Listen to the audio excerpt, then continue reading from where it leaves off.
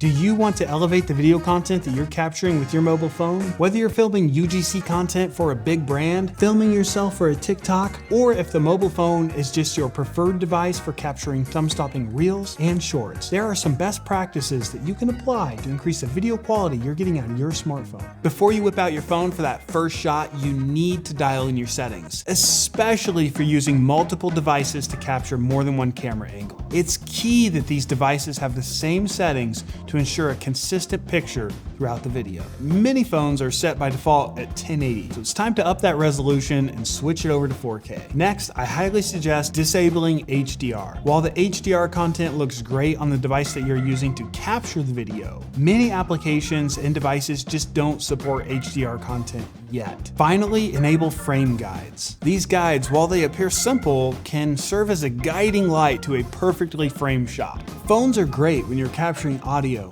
here, but when your subject is farther away, it's nearly impossible to get great sounding audio. This is the internal microphone on my mobile phone. You can probably barely hear me. But by simply plugging in an external microphone, you can now hear me so clearly. There are countless mobile phone microphones on the market today. If you're using a mobile phone microphone to interview someone, I recommend keeping the microphone at a forearm's length away from the subject. If you've decided to clip the microphone onto a subject, I recommend placing it right here, over the heart. Before starting your video session, check your audio levels. I like to do this by counting to 10 or asking my interview subject to tell me about their breakfast. Remember, if the levels are red, the audio is dead. Choose a quiet and evenly lit location to film your videos. Avoid placing your subject under a downlight or by a wall. Personally, I like to place my subjects by windows. When I place my subject by a window, I'm able to place them at a 45-degree angle and essentially mimic